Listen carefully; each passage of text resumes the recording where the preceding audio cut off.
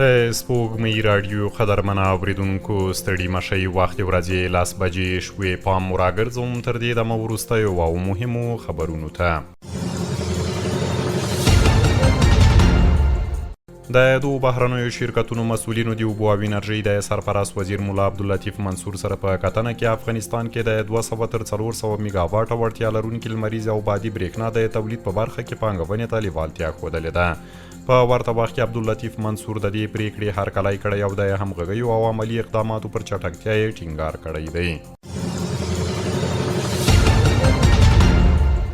د نورستان امنیتي مسؤلین وایي چې دغه ولایت په کامدیش ولسوالۍ کې د بې ترافیکي پیښې له امله 3 کسانو ته مرګ ژوبله اوښتې ده. د یاد ولایت د امنیې قمندانۍ ویان غلام الرحمن حیدري وایي چې یاده پیښه د کامدیش ولسوالۍ په مردیش سیمه کې د یو ډاټسن موټر د چپه کېدو له امله رامنځته شوې چې له امله یې 2 تنه مړه شوي او یو بل ټپي دی. د سعودي عربستان د فلایناس هوایي شرکت له نږدې 2 لسیزې وروسته د لومړي ځل لپاره د ایراني حاجیانو لپاره سعودي عربستان ته ځانګړې الوتنې بیا پیل کړې. د راپورونو له مخې د یاد هوایي شرکت لومړنۍ الوتکه پرون د خمیني په هوایي ډګر کې ښکته شوه. د فرانسې خبري اژانس د سعودي عربستان د بلکې هوایي چلن ادارې د یو چارواکي له قوله ویلي چې د مشهد څخه به د فلایناس په پروازونو کې زیاتوالی راشي تر څو له 15,000 څخه زیات ایراني وګړي وکړای شي د دې هوایي شرکت له لارې سعودي عربستان ته سفر وکړي.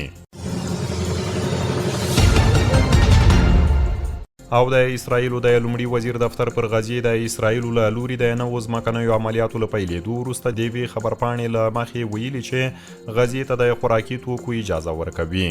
د رویټرز خبري اژانس د راپور پر بنسټ یا دفتر دغه خبرپاڼه پرون یکشنبه خپره کړې او ویلي دي چې کلابندي به نوره سخته ونه وسي او محدود خوراکي توکي به غزې ته ورپرېږدي.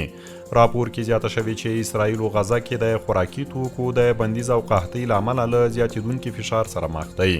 غزې ته د خوراکي توکو پرېښودو او اوربند په موخه د حماس او اسرائیلو ترمنځ په خاطر کې غیر مستقیم مذاکرات روان دي، خو تر دې دمه د دغو خبرو د پایلو په اړه څه نه دي ویل شوي. اوریدونکو خبرونه مو تر همدې ځایه ولملتیا مو مننه.